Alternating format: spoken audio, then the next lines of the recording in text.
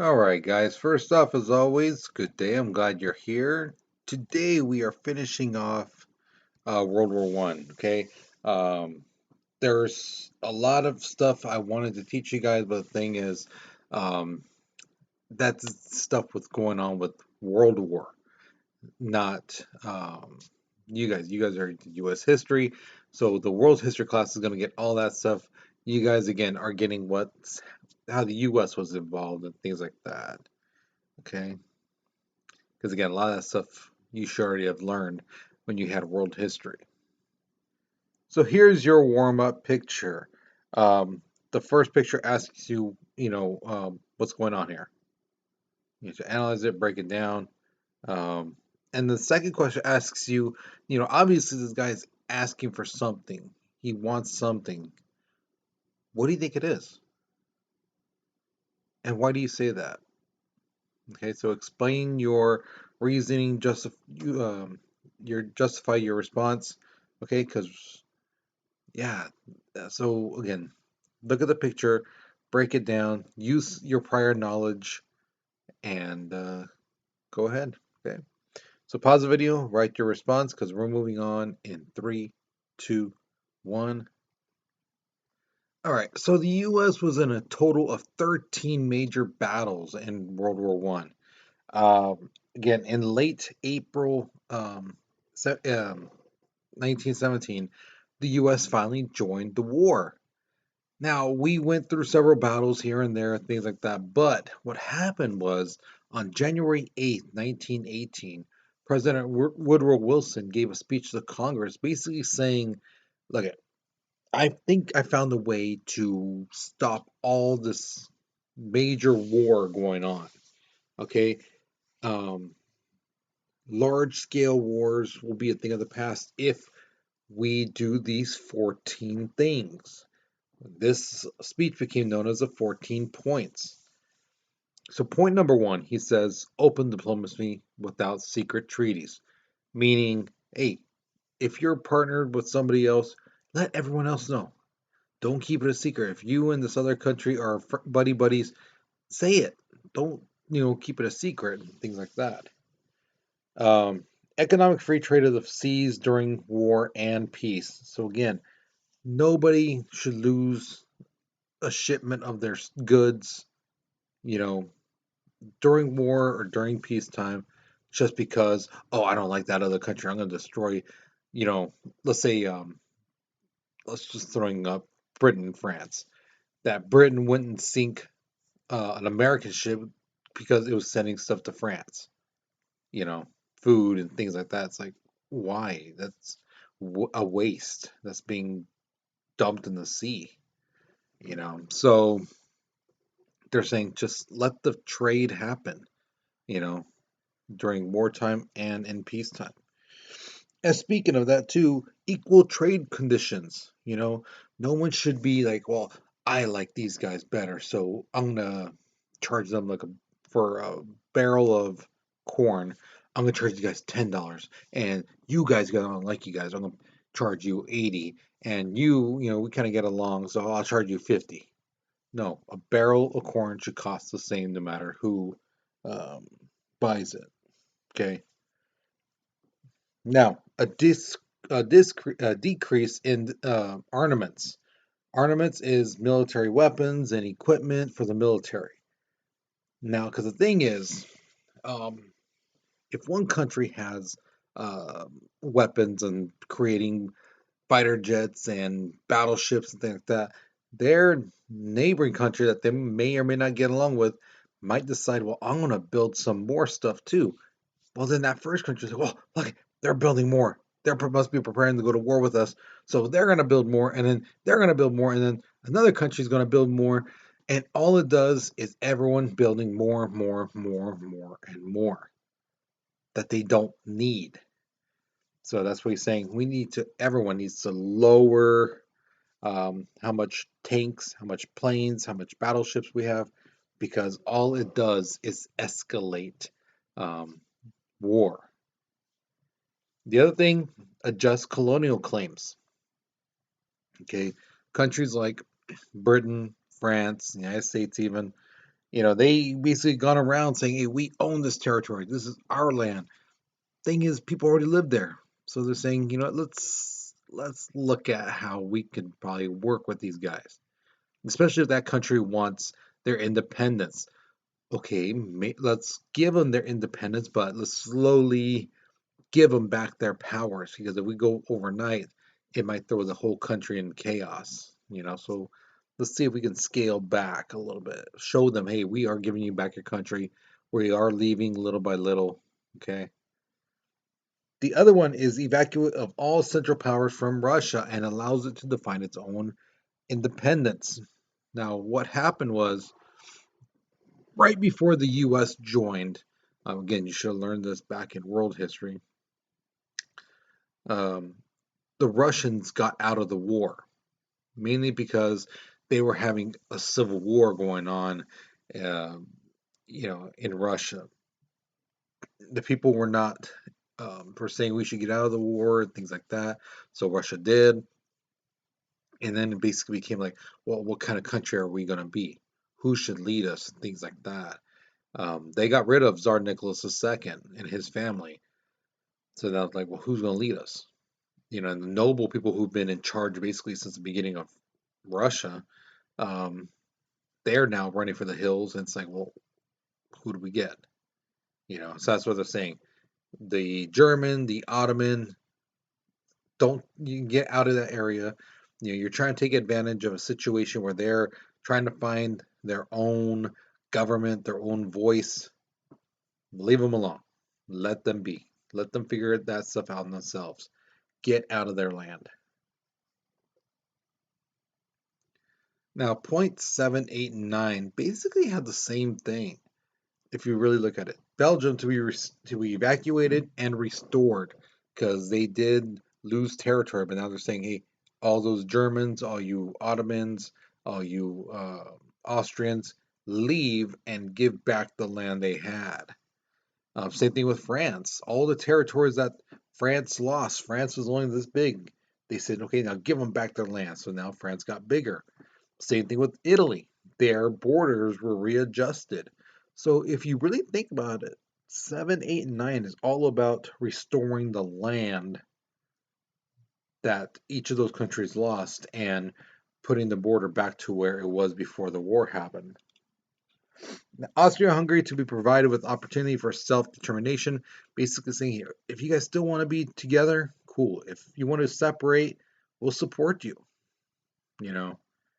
But you choose. We're gonna give you a chance to separate, and do your own thing or stay together. But you guys gotta choose. Okay. The next one, redraw the borders of the Balkan region, creating Romania, Serbia, and Montenegro. Okay, so they made these countries now. Those are the three countries: Romania, Serbia, and Montenegro. The next one, the creation of a Turkish state with the guarantee free trade in Dardanelles. I always say that wrong. So again, in where Constantinople is in Turkey, now they are their own country. They're no longer controlled by the Ottomans. Okay. Same thing with Poland. They are independent. They are not in control. They're not being controlled by the Germans. And the last one is an interesting one. It's called the League of Nations. This is basically like if you watch those Marvel movies or the DC movies, the Avengers, Captain America and Iron Man, Thor, Hulk, and all them, getting together. It's basically like that. The big countries, the United States, France, um, Britain, Belgium, Italy, that they would all team together. And if someone attacked one of them, it would bring all the rest of them to fight. You know, Now, would they really fight? No, it's more of a little bluff. Like, hey, getting the best fighters together and basically being like the world police. And if someone tried to do something to them, threaten them, they had the other countries watching their backs. Okay. Sorry, just had a little eyelash going my eye right now. And it's gone. All right. So, based off what you've learned so far, Do you think that the 14 points sounds like a good, fair deal? Do you think at least it was a good idea? What do you think? And explain why you believe this. So if you say, yeah, it seems like a fair deal, things like that, explain why. If you say, yeah, it sounds like a good idea, explain why. But if you feel like, no, something sounds off to me, this isn't really fair, explain why. Okay? So pause the video, write your response, because we're moving on in three, two, one. All right, so here's the thing. In our Constitution, under Article 2, Section 2, any treaty that is created by the president has to be approved by Congress by 2/3. Here's the thing, a majority of Americans really like the idea of the first 13 points. They're like, yeah, the borders should go back to the way they were and things like that. But that 14th point, the League of Nations, that is the part that really caused some anger in the people. Because again, going back to at the very beginning, when the war happened, a lot of Americans felt that stuff is happening in Europe. It doesn't have anything to do with us. Why do we need to get involved? Let that stuff happen over there. And that's exactly what the people felt again.